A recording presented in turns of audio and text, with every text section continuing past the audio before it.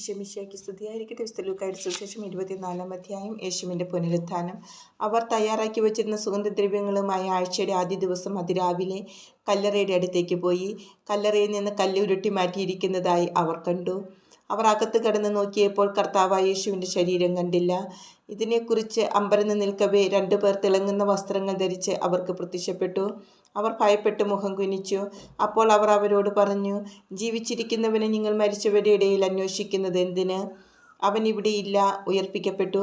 മനുഷ്യപുത്രൻ പാപികളുടെ കയ്യിൽ ഏൽപ്പിക്കപ്പെടുകയും ക്രൂശിക്കപ്പെടുകയും 3-ാം ദിവസം ഉയർത്തെഴുന്നേൽക്കുകയും ചെയ്യേണ്ടിയിരിക്കുന്നു എന്ന് താൻ ഗലീലയിൽ ആയിരുന്നപ്പോൾ തന്നെ അവൻ നിങ്ങളോട് പറഞ്ഞത് ഓർമ്മിക്കുവിൻ. അപ്പോൾ അവർ അവൻ്റെ വാക്കുകൾ ഓർമ്മിച്ചു. കല്ലറയിൽ നിന്ന് തിരിച്ചു വന്ന് അവർ ഇതെല്ലാം 11 പേരെയും മറ്റെല്ലാവരെയും അറിയിച്ചു. മഗ്ദലന മറിയവും യോവന്നായും യാക്കോബിൻ്റെ അമ്മയായ മറിയവും അവരുടെ കൂടെ ഉണ്ടായിരുന്ന മറ്റു സ്ത്രീകളുമാണ് ഇക്കാര്യങ്ങൾ അപ്പൊസ്തലന്മാരോട് പറഞ്ഞത്. അവർക്കാകട്ടെ ഈ വാക്കുകൾ കെട്ടുകഥ പോലെയേ തോന്നിയുള്ളൂ. അവർ അവരെ വിശ്വസിച്ചില്ല. എന്നാൽ പത്രോസ് എഴുന്നേറ്റ് കല്ലറയെങ്കിലേക്ക് ഓടി. കുനിഞ്ഞ് അകത്തേക്ക് നോക്കിയപ്പോൾ അവനെ പൊതിഞ്ഞിരുന്ന തുണികൾ തനിയെ കിടക്കുന്നത് കണ്ടു. സംഭവിച്ചതിനെപ്പറ്റി വിസ്മയിച്ചുകൊണ്ട് അവൻ തിരിച്ചുപോയി. എമ്മാവോസിലേക്ക് പോയ ശിഷ്യന്മാർ. ആ ദിവസം തന്നെ അവർ 2 പേർ ജെറുസലേമിൽ നിന്ന് ഏകദേശം 60 സ്താദിയോൻ അകലെയുള്ള എമ്മാവൂസ് ഗ്രാമത്തിലേക്ക് പോവുകയായിരുന്നു. ഈ സംഭവങ്ങളെക്കുറിച്ചെല്ലാം അവർ സംസാരിച്ചു കൊണ്ടിരുന്നു.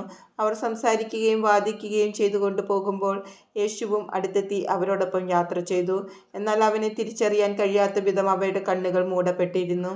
അവൻ അവരോട് എന്തിനെക്കുറിച്ചാണ് നിങ്ങൾ സംസാരിക്കുന്നത്? അവർ മ്ലാനവദനരായി നിന്നു. അവരിൽ ക്ലെയോപ്പാസ് എന്ന പേരായവൻ അവനോട് ചോദിച്ചു, ഈ ദിവസങ്ങളിൽ ജെറുസലേമിൽ നടന്ന സംഭവമൊന്നും അറിയാത്ത അപരിചിതനാണോ നീ? അവൻ ചോദിച്ചു, ഏത് കാര്യങ്ങൾ? അവർ പറഞ്ഞു, നസ്രായനായ യേശുവിനെക്കുറിച്ച് തന്നെ. അവൻ ദൈവത്തിൻ്റെയും മനുഷ്യരുടെയും മുമ്പിൽ വാക്കിലും പ്രവൃത്തിയിലും ശക്തനായ പ്രവാചകനായിരുന്നു. ഞങ്ങളുടെ പുരോഹിത പ്രമുഖന്മാരും നേതാക്കളും അവനെ മരണവിധിക്ക് ഏൽപ്പിച്ചു കൊടുക്കുകയും ക്രൂശിക്കുകയും ചെയ്തു. ഇസ്രായേലിനെ മോചിപ്പിക്കാനുള്ളവൻ ഇവനാണ് എന്ന് ഞങ്ങൾ പ്രതീക്ഷിച്ചിരുന്നു. ഇതൊക്കെ സംഭവിച്ചിട്ട് ഇത് 3-ാം ദിവസമാണ്. ഞങ്ങളുടെ കൂട്ടത്തിലുള്ള ചില സ്ത്രീകൾ ഞങ്ങളെ വിസ്മയിപ്പിച്ചു. ഇന്ന് രാവിലെ അവർ കല്ലറയെങ്കിൽ പോയിരുന്നു. അവൻ്റെ ശരീരം അവർ അവിടെ കണ്ടില്ല. അവർ തിരിച്ചു വന്ന് തങ്ങൾക്ക് ദൂതന്മാരുടെ ദർശനമുണ്ടായെന്നും അവൻ ജീവിച്ചിരിക്കുന്നുവെന്ന് അറിയിച്ചുവെന്നും പറഞ്ഞു. ഞങ്ങളുടെ കൂടെ ഉണ്ടായിരുന്നവരിൽ ചിലരും കല്ലറയെങ്കിലേക്ക് പോയി. സ്ത്രീകൾ പറഞ്ഞതുപോലെ തന്നെ കണ്ടു. എന്നാൽ അവനെ അവർ കണ്ടില്ല. അപ്പോൾ അവൻ അവരോട് പറഞ്ഞു, ഭോഷന്മാരെ, പ്രവാചകന്മാർ പറഞ്ഞിട്ടുള്ളത് വിശ്വസിക്കാൻ കഴിയാത്ത വിധം ഹൃദയം മന്ദീഭവിച്ചവരെ, ക്രിസ്തു ഇതെല്ലാം സഹിച്ച് മഹത്വത്തിലേക്ക് പ്രവേശിക്കേണ്ടിയിരുന്നില്ലേ?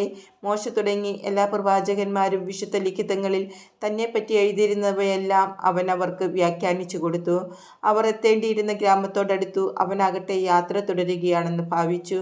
അവർ അവനെ നിർബന്ധിച്ചുകൊണ്ട് പറഞ്ഞു, ഞങ്ങളോട് കൂടെ താമസിക്കുക, നേരം വൈകുന്നു, പകൽ അസ്തമിക്കാറായി.